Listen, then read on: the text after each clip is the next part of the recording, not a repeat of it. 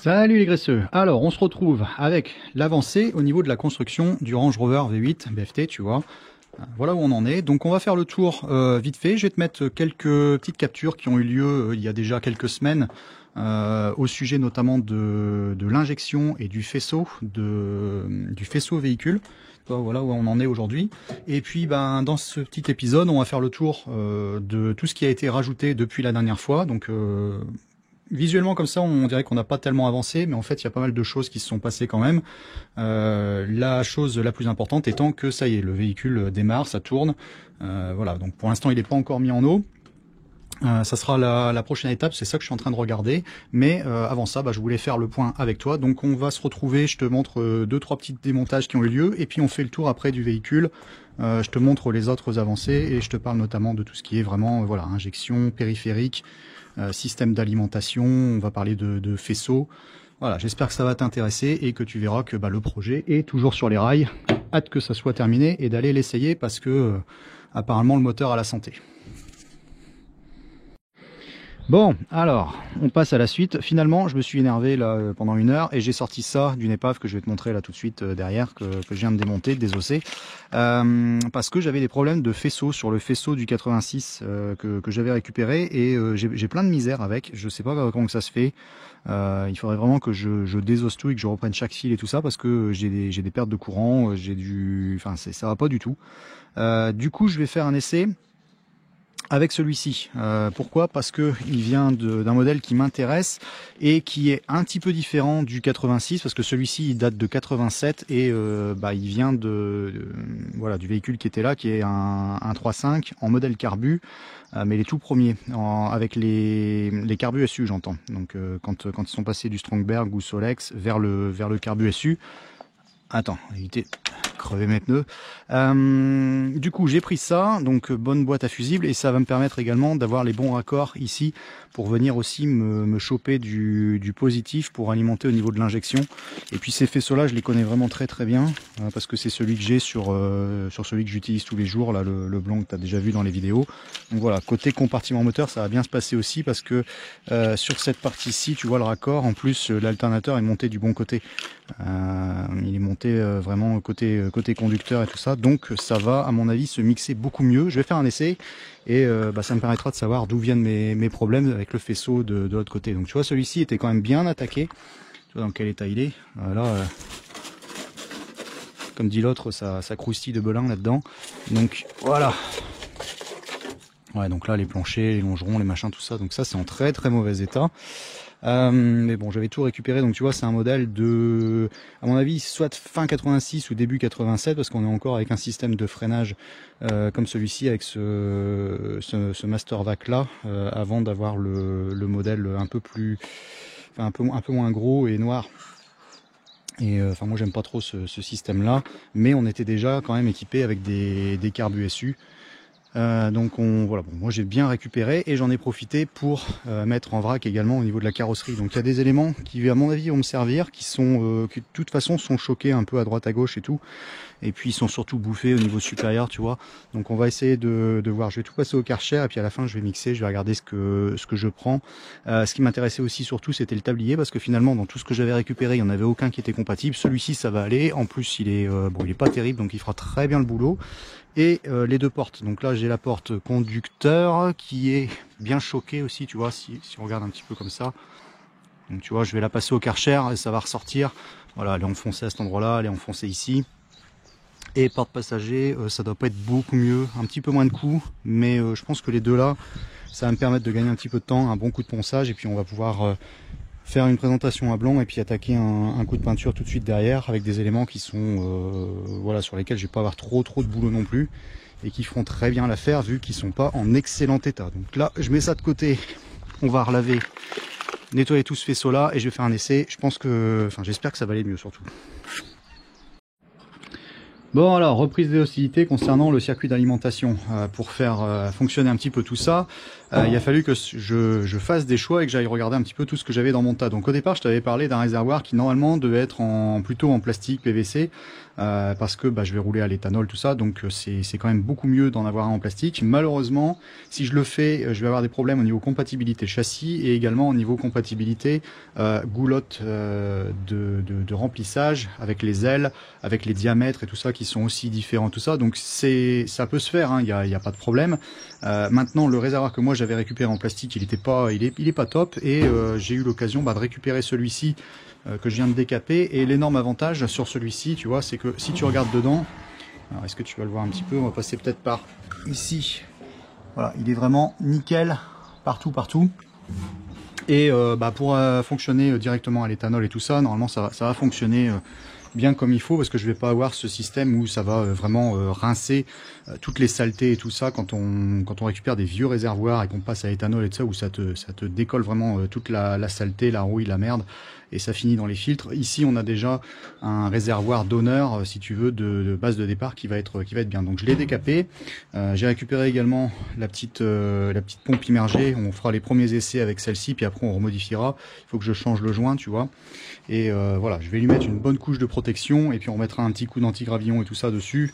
J'ai récupéré un petit peu de peinture là que j'avais qui traînait, donc ça va être du gris et tout ça, mais voilà, après c'est recouvert. J'en ai profité pour sabler également, tu vois, les petites tôles ici qu'on a au niveau passager, au niveau du tablier, et ça c'est notre tôle de réservoir. Donc lui c'est pareil, on va lui faire un petit traitement. Donc moi je suis lancé là-dessus, et puis on va pouvoir remonter ça, retirer une ligne bien propre pour faire notre circuit d'alimentation. Bon alors, suite des hostilités, j'ai fini de nettoyer tout ce qui va constituer la partie vraiment admission et système d'injection que je vais venir fixer tout de suite sur le moteur. Donc tu vois, tout a été entièrement préparé. Moi, ce qui m'intéresse uniquement pour le moment, ça va être de nous intéresser sur le collecteur d'admission qui est là, qui va venir en lieu et place de celui qu'on avait mis à l'époque quand on avait fait tousser le moteur. Donc tu vois, tout a été nettoyé au niveau des plans de joint.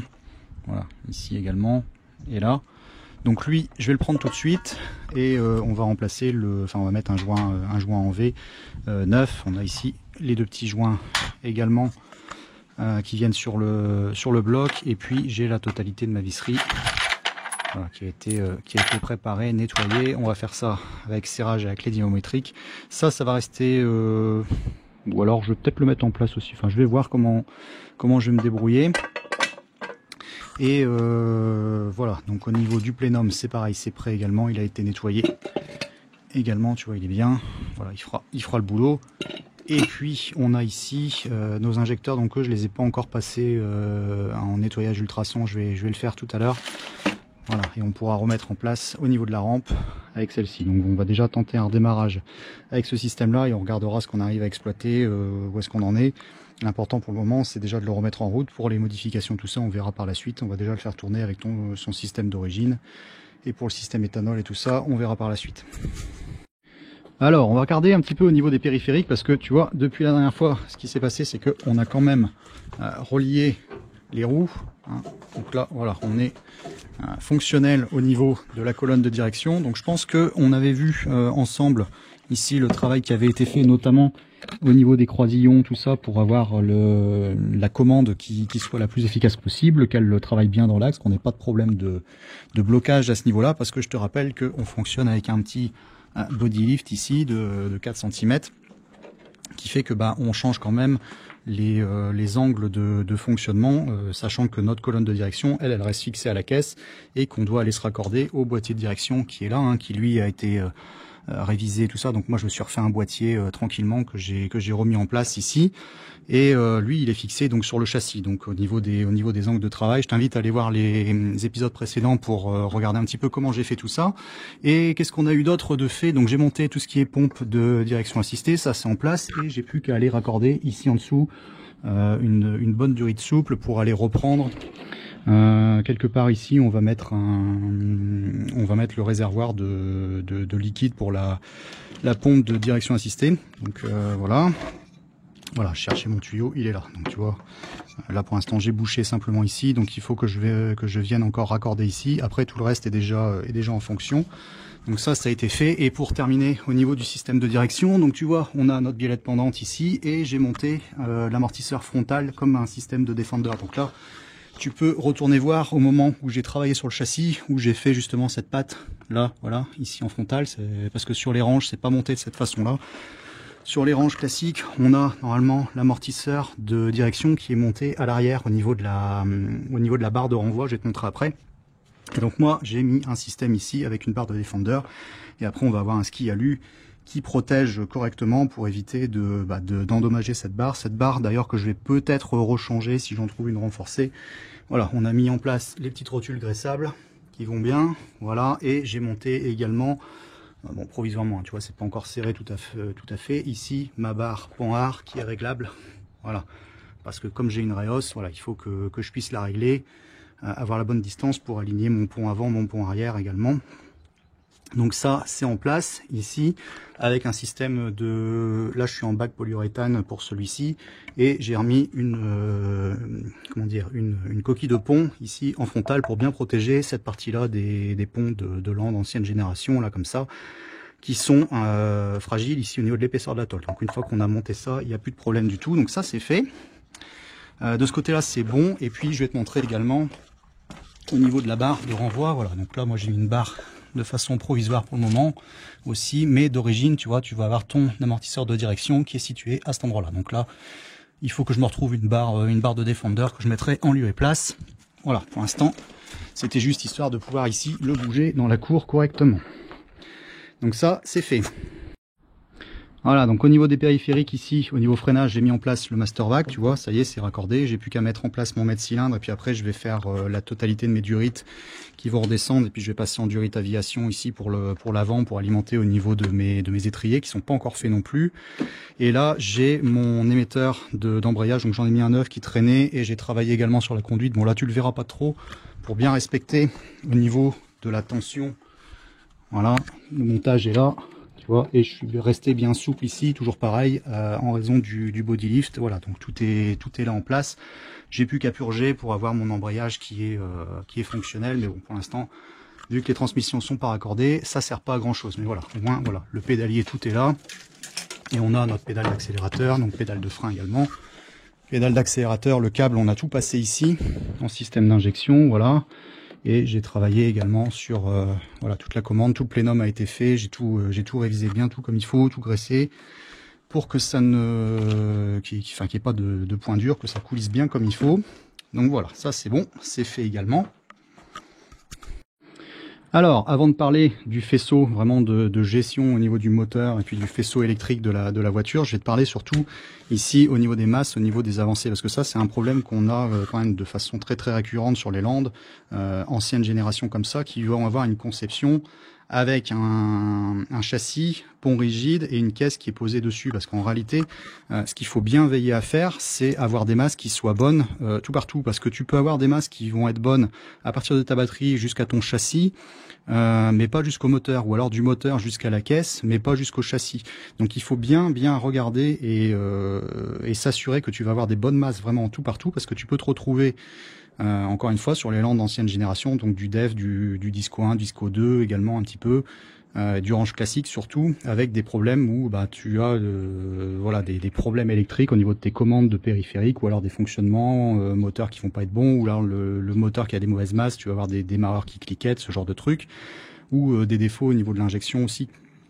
Et ça c'est dû, ça peut être dû en grande partie à cause des mauvaises masses. Donc moi ce que j'ai fait ici, tu vas remarquer, bon j'ai une batterie qui a pas le plus du bon côté, donc pour l'instant j'inverse au niveau des fils, puis tu vois j'ai des fils, j'ai vraiment du câble qui court de façon assez provisoire. On va retailler tout ça comme il faut après, et puis je mettrai ça en place bien comme il faut. Mais c'est très important d'avoir vraiment les bonnes masses dès le départ. Donc là tu vois, avec un système d'origine comme ça, première chose, tu t'amènes une bonne masse ici au niveau de ton passage de roue ici passager. Donc moi je fais des systèmes vraiment moi-même ici, voilà, où j'ai des petits écrous prisonniers qui me permettent d'avoir vraiment de la bonne masse. Je gratte à blanc bien comme il faut de ce côté-ci, et je passe tout au travers, et je le fais également ici au niveau du châssis, tu vois. Donc là c'est vraiment fait à blanc à mort. Donc là comme ça, je suis certain d'avoir une bonne masse à cet endroit-là. Là j'ai une bonne masse qui part jusqu'au châssis, et en fait après du châssis, tu vas en avoir une qui est ici au niveau de l'arrière, donc elle est là. Donc là je l'ai mis dans l'autre sens par rapport à un montage d'origine. Pareil, tu vois, c'est bien gratté, bien à blanc ici. Et là je repars avec ma tresse jusque sur mon démarreur. Ici, là-bas derrière. Alors est-ce que tu vas le voir comme il faut? Voilà, il est pris là-bas. Ici je suis sur le corps du démarreur, serré entre voilà, le démarreur, le bloc moteur. D'accord. Après, tu l'alimentes évidemment le positif. Donc là, moi j'ai mon câble positif qui est repris ici sur ces faisceaux-là. Donc là, ça c'est du positif. On va le protéger par la suite. Et là, on va avoir notre fil d'excitation au niveau du démarreur. D'accord. Et mon positif, il est alimenté par le rouge qui est là. Et après, sur la masse moteur, ici, tu vas le reprendre normalement ici au niveau du bloc sur les V8. Voilà, c'est ici, là. Donc là, tu vois, je suis pris directement sur mon bloc V8. Et là, bon, pour l'instant, je l'ai tiré ici. Alors, c'est pas le bon endroit. Je vais le bouger. Ça, c'était vraiment provisoire tout à l'heure parce que j'ai pas encore fait mes masses vraiment correctement ici. Donc lui, on va le retirer là. Et la tresse, on va la ramener ici au niveau de la bobine.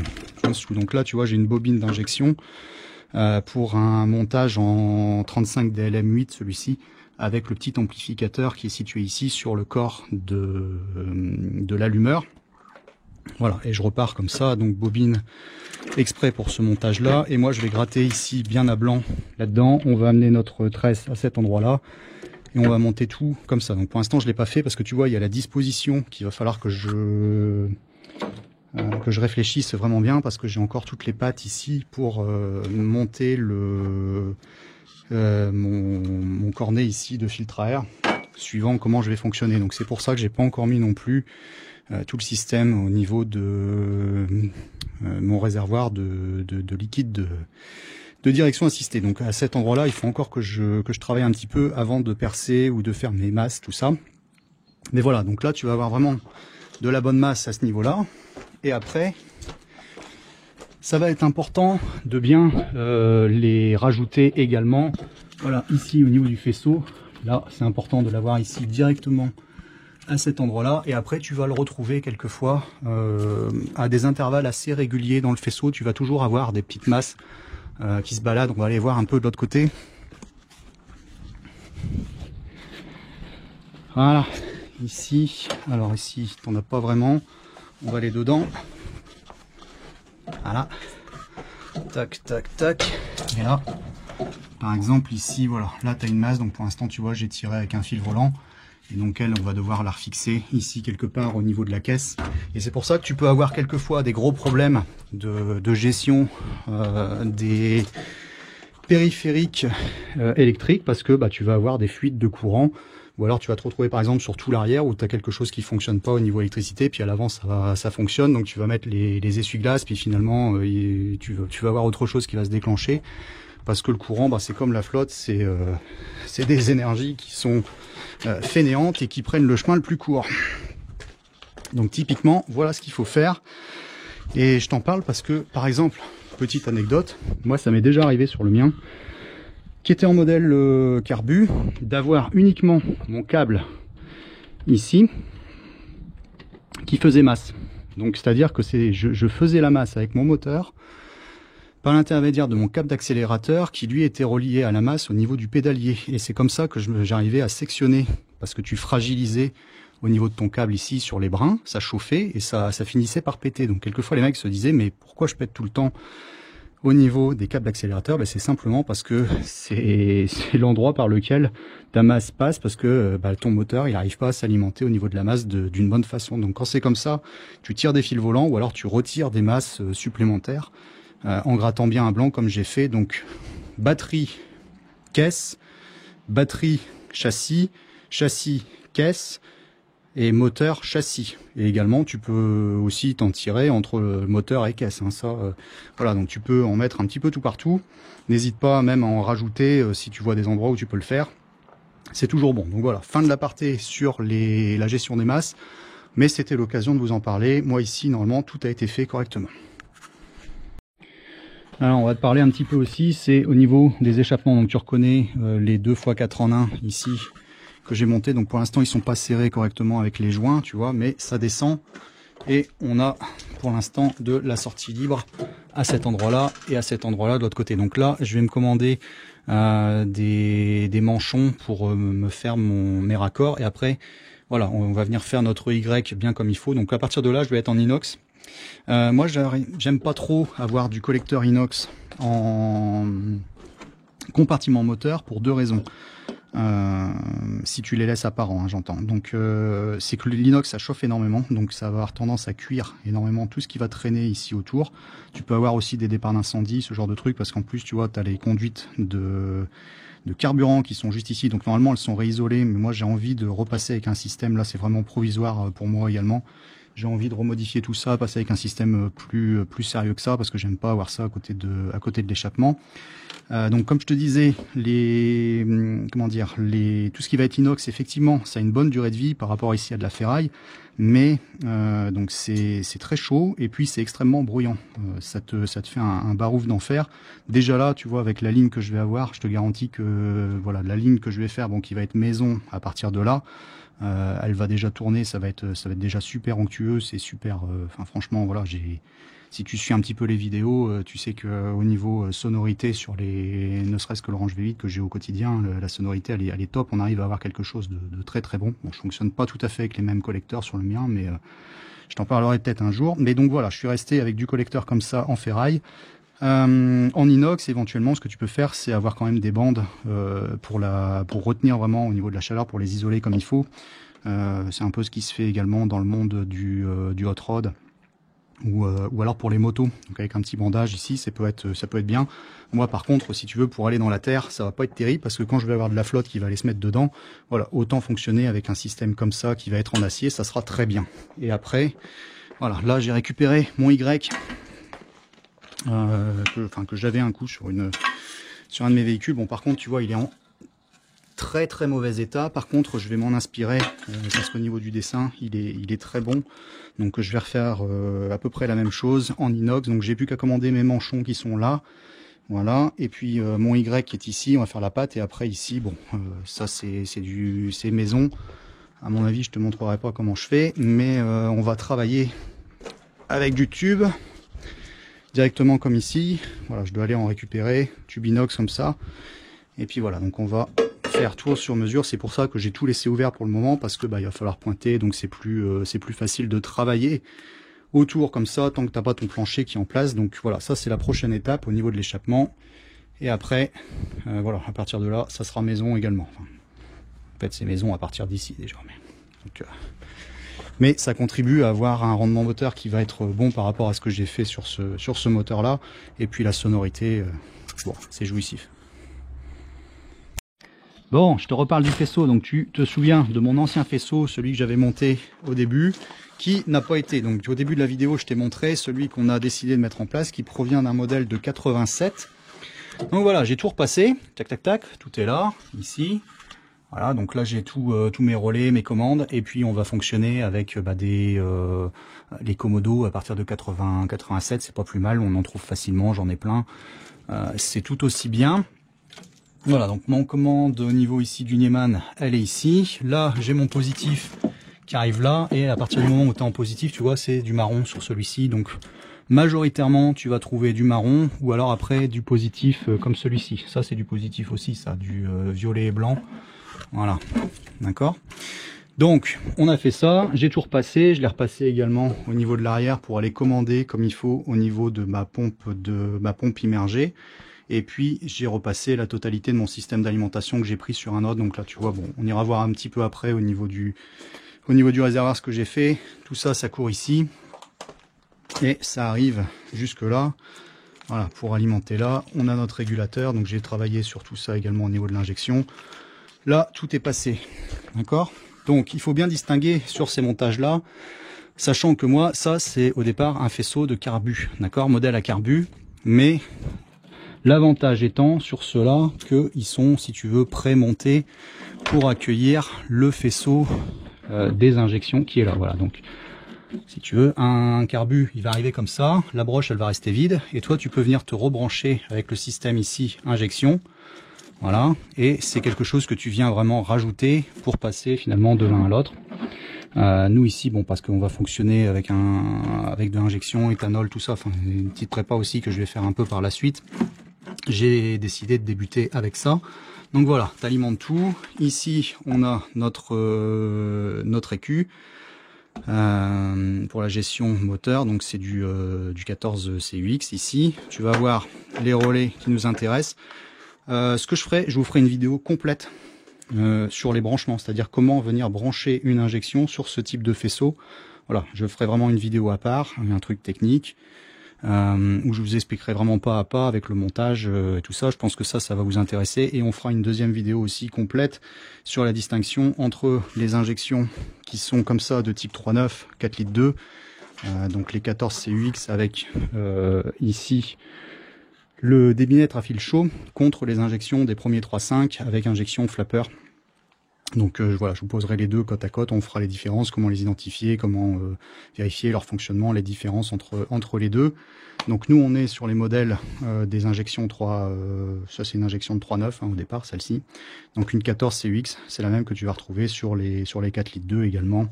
Voilà, il y a que la gravure ici qui change, mais il faut pas se focaliser. Enfin, je vous parlerai de tout au niveau des plénums, tout ça également. Je vous ferai une vidéo vraiment à part. Donc si on revient là, voilà, donc on a tout qui est ici, et j'ai remis en service également bien tout comme il faut, parce qu'on avait un problème ici sur cette gestion là pour le 10 ampères qui est là et qui gère lui la pompe à essence, d'accord. Donc là ça a été refait bien comme il faut, voilà, donc tout ça c'est passé, et on a tout repassé également côté compartiment moteur. On a les relais du faisceau qui sont là. Là j'ai tout passé, ça va être du faisceau pour la gestion ici, récupérer les infos au niveau des températures. Et sur l'injection, bah voilà, tout est monté, tout a été mis en place. On a remis les injecteurs en place. J'ai changé également le petit joint en V là-bas qui a été fait bien propre, tout comme il faut. J'ai monté les durites ici pour la gestion au niveau de la flotte. Voilà, donc tout ça c'est fait. Voilà, il y en a un qui s'amuse là. Je sais pas si vous l'entendrez dans la vidéo. En fait, on est dimanche, hein, donc voilà. Moi, le dimanche, je bosse, et il y en a plein d'autres qui s'amusent pendant ce temps-là. Espérons qu'on ira s'amuser bientôt également. Donc, on y travaille. Voilà. Donc, au niveau de l'injection, tu vois, tout a été monté. Là, je l'ai mis de façon provisoire ici, encore une fois, simplement pour faire les premiers démarrages. Et d'ailleurs, bon, bah voilà, tu vas l'avoir ici. On va mettre le contact. Voilà, donc normalement ça doit fonctionner. Tu vois, donc là on a notre cycle qui a bien été fait au niveau de la montée en pression, au niveau du circuit d'alimentation, circuit qu'on va aller voir d'ailleurs tout de suite.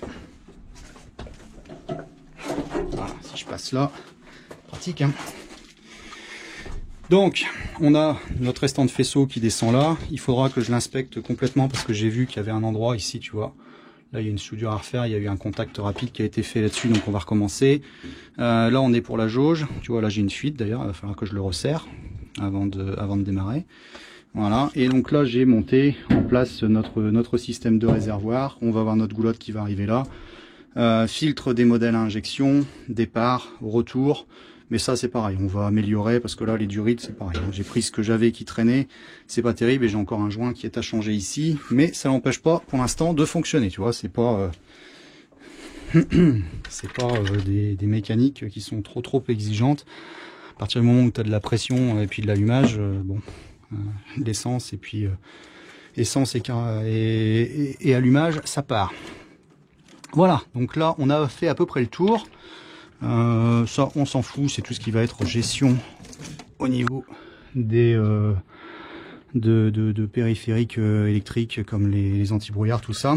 Donc voilà, donc tu vois, voilà. Et après si tu veux, je vais te montrer, tu peux faire, pour faire fonctionner ta pompe ici en continu. Alors en fait ça va être celui-ci, on va se mettre, voilà, on va se mettre avant le fusible quand même. Et donc là si tu veux,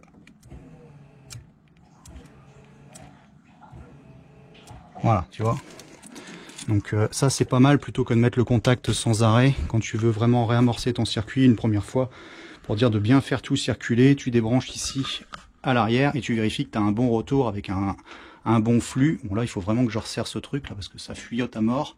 Je vais commencer par ça, puis on fait une petite séquence de démarrage pour clôturer le tout.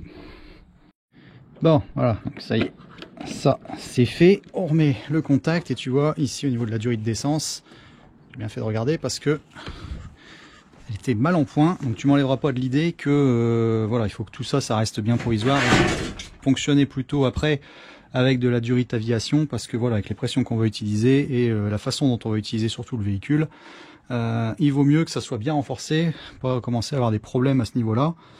Alors, on va faire un petit essai en live, que t'en profites. Hop. Voilà, donc là, on devrait pas être trop mal.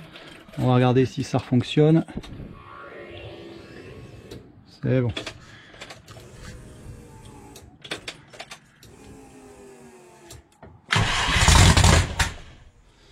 Bon, tu vois, ça fonctionne.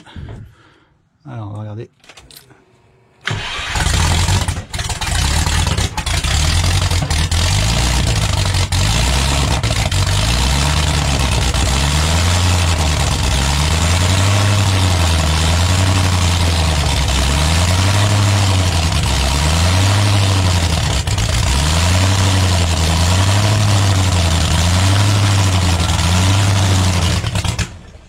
Bon. Ah. Bon, c'est un peu riche. Hein. Ah. Pas le faire tourner trop parce qu'il faudrait pas que ça chauffe. Mais bon, tu vois, ça démarre au quart. Alors pourtant, je suis calé complètement à l'arrache. Je suis calé complètement à l'arrache au niveau de l'arrière. Oh la vache. De ces fuites, toi. Quelle durée de merde. Regarde-moi ça. En live. Tu vois, heureusement que on est prudent. Voilà, j'ai coupé la batterie tout de suite. Heureusement qu'on l'a pas fait chauffer plus. Il faut absolument, tu vois, que je remplace ces putains de durites. Parce que là, des coups pareils, c'est des coups à avoir des gros problèmes. Bon, alors, on va nettoyer tout ça maintenant. Et puis, bon, je te laisse. Je coupe. Il faut vraiment que je m'occupe de ça en vitesse, puis on fait la petite conclusion. Bon, voilà. Donc, tu vois, j'ai tout épongé. J'ai mis en sécurité. Regarde-moi ça. Tu vois, c'est fissuré là. Mauvaise durite. Hein. En plus, je fonctionne. Là, je suis avec de l'éthanol. Hein, en grosse proportion quand même. Donc, voilà. Ici, je vais tout passer en renforcé. C'est pas sérieux. Je peux pas tourner avec des trucs comme ça. C'est pas possible. Bon, voilà. Ce sont les ADA du direct, hein, comme tu vois. Hop. Bon, petite conclusion du coup. La prochaine fois qu'on se verra, j'espère que j'aurai bien avancé au niveau de l'échappement. Et puis que j'aurai sécurisé notamment au niveau du système d'alimentation. Et puis on en profitera pour voilà, avancer ce que je peux. Je crois que maintenant ce que je vais faire, je vais vraiment ici essayer de le mettre en eau avant l'hiver. Notamment pour ce qui va être gestion et comment dire, gestion de l'injection en fonction de la température, parce que là j'ai tous mes capteurs qui forcément sont complètement à l'ouest. En plus il y a même pas grand chose qui est relié à part celui-ci. Donc voilà, tu peux pas faire tout comme il faut au niveau de tes réglages, et tu peux pas savoir si tu fonctionnes correctement. Et puis il faut que je revoie également au niveau de mon avance à l'allumage, parce que voilà, ça a été calé complètement à l'arrache, hein, mais tu vois, ça n'empêche pas de fonctionner. Donc voilà, la prochaine fois qu'on se verra, j'espère que j'aurai avancé là-dessus. Moi je vais m'y remettre là tout de suite. Bon, c'est assez chronophage, le plus gros a été fait, maintenant c'est quand même toutes des petites étapes de finition pour avoir quelque chose qui fonctionne à peu près correctement dans son ensemble. J'espère que ça vous aura intéressé.